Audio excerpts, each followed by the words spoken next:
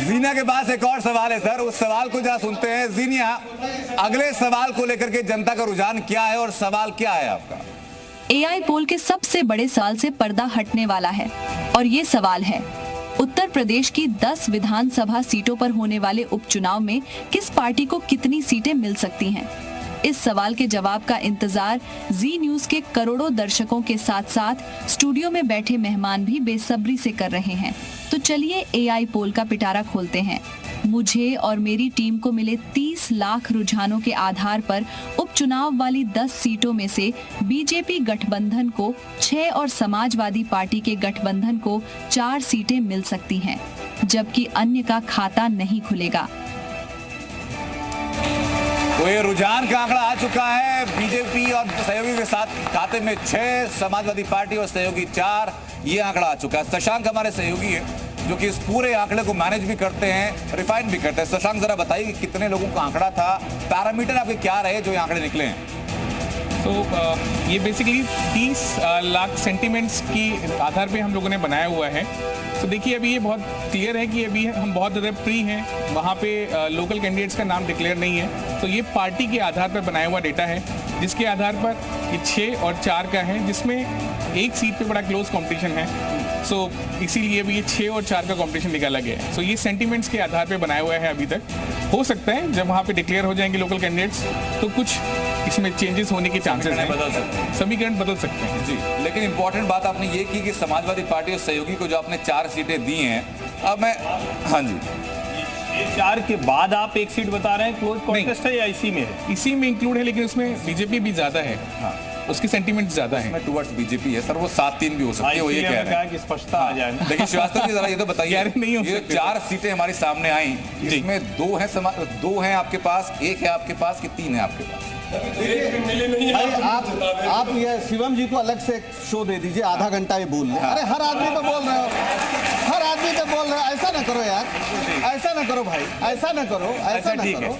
अब आपको कॉपने नहीं, अब उनकी बारी है ना, सवाल हमसे पूछा गया सर, आपकी बारी, तो हमको बोलने दीजिए। बीच में लेकिन रोना नहीं गया इनका, रोते ही रहते हो दिन रात। बोलो शिवम, डायरेक्ट अटैक। अरे भाई कुछ तो अदब रखो, यही सोच। अरे सर, जवाब दे दीजिए। आप उनका शो खराब कर रहे हैं, हमें कोई प्रॉब्लम नहीं। जी देखिए, अभी तो आप ही को प्रॉब्लम थी। नहीं, हमें कोई, हम बता रहे हैं इनको आधे घंटे दे दीजिए शो, हम तो उल्टा। नहीं सर, आपकी बारी, श्रीवास्तव जी आपकी हम बारी। तो उल्टा कह रहे हैं भाई। हाँ। मैं ये कह रहा हूँ कि अभी हमारे जो सज्जन, जो हमारे बहुत सम्मानित जिन्होंने सर्वे किया, उन्होंने बताया 3 या 7, जो भी बहुत अच्छी बात है। कुछ दिन पहले 400 बता रहे तो 240 आई। नहीं सर, भारतीय जनता पार्टी। नहीं सर, अरे छोड़िए, अब एक छोड़िए, अरे छोड़िए, सबने आप ही के नहीं, पूरा जितना मीडिया जगत है 400 के आसपास, कोई 2 ज्यादा कोई 4 कम। तो इसके बावजूद हम आपकी मेहनत को सलाम करते हैं। दूसरा, माननीय योगी जी बहुत मेहनत कर रहे हैं। वो बिल्कुल, आज ही खबर आई है कि भारतीय जनता पार्टी का एक विधायक था, उसका नाम था उदय भान करवरिया, उसने AK-47 से समाजवादी पार्टी के विधायक की हत्या कर दी। उसको हो गई आजीवन सजा। 2019 में वो जेल गए। आज खबर आई है कि उनको छोड़ दिया गया, उनके आचरण को देखते हुए। तो तैयारी तो पूरी है योगी जी की, पूरी तैयारी है। आपने 2 मुद्दे रखे सर, आपके दूसरे मुद्दे का जवाब देंगे शिवम त्यागी, पहले मुद्दे का जवाब जरा मैं दे देता हूं और शशांक मेरे आंकड़ों को दुरुस्त करेंगे। नहीं भैया, हम तो सूचना दे रहे हैं, कोई मुद्दा थोड़ी दे रहे हैं। उदय भान करवरिया भारतीय जनता पार्टी को छोड़ा गया, कोई मुद्दा थोड़ी है।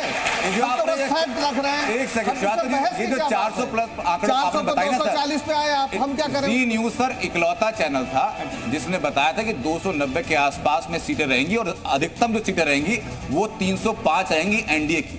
अगर आपको तस्दीक करनी है तो मैं उस फीड की पूरी कॉपी आपको चलिए 290 से 50 तो फिर भी शशांक बता देंगे एग्जैक्ट आंकड़े थे क्या? बहुमत तो बता ही रहे थे भाई। एक सेकंड, हमारे आंकड़े पूरे हिंदुस्तान में सबसे सटीक थे।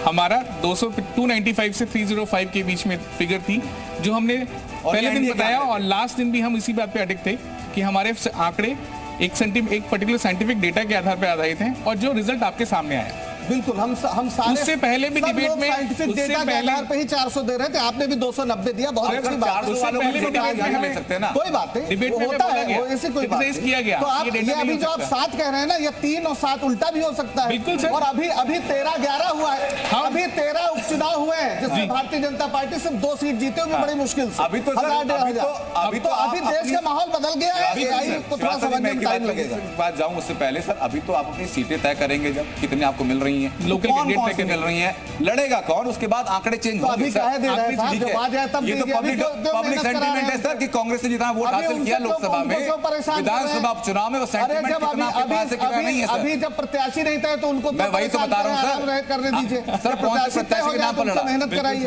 आप क्यों उनको कष्ट देते हैं? उपचुनाव में ऐसा होता है, उपचुनाव को हमको अलग तरीके से देखना चाहिए। उपचुनाव की 2-3 बातें बड़ी महत्वपूर्ण होती। पहली बात तो है उपचुनाव के मुद्दे बिल्कुल स्थानीय होते हैं, नंबर 1। दूसरी बात, उपचुनाव में उम्मीदवार का बड़ा महत्व होता है। जी, उम्मीदवार कौन है। और तीसरा ये है कि आमतौर पर, ये सिद्धांत नहीं है, आमतौर पर उपचुनाव में सत्ताधारी गठबंधन जो होता है उसको थोड़ा सा एज होता है। हालांकि पिछले उपचुनाव हुए वहाँ 1-2 जगह के बाद अभी जो रिजल्ट आए गलत भी साबित हुई, सही भी साबित हुई। जैसे कि उत्तराखंड में बीजेपी 2 सीटें हार गई, लेकिन बंगाल में तृणमूल कांग्रेस जीत गई 4 सीटें, तो वहाँ सरकार।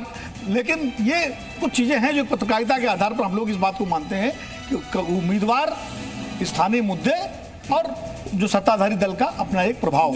क्योंकि आमतौर पर लोग सोचते हैं कि भाई अरे यार 2.5 साल तो अभी सरकार बीजेपी की रहनी है, तो हम काहे के लिए अपना विधायक पे पोजीशन पे चुने, अगर सरकार के खिलाफ बहुत ज्यादा नाराजगी नहीं है तो। ठीक है, ठीक है। अब एक और इम्पोर्टेंट सीट की बात करेंगे सर, क्योंकि जिस सीट को लेकर के, जिस सीट के कैंडिडेट को सांसद बनाया समाजवादी पार्टी ने, उनको एक मेडल की तरह अखिलेश यादव अपने साथ रख के चल रहे हैं। लेकिन उसके पहले श्रीवास्तव जी वापस मैं दुरुस्त कर देता हूं सर, वो आंकड़े में आपको जरूर देखना चाहिए, क्योंकि आपकी पार्टी ने उन्हीं आंकड़ों का बड़ी तारीफ की थी कि जी न्यूज़ इकलौता चैनल है जिसने कि 305 आंकड़ा हिंदी को दिया था। हम सिर्फ आपकी बात नहीं सर, आंकड़े आपकी विश्वसनीयता को दर्शाते हैं कि वो क्लोज हुए कि नहीं हुए, क्योंकि मोदी जी कह चुके थे। सुभाष जी थोड़ा नाराज हैं, हम जानते हैं, ठीक है, कोई बात नहीं। आंकड़ों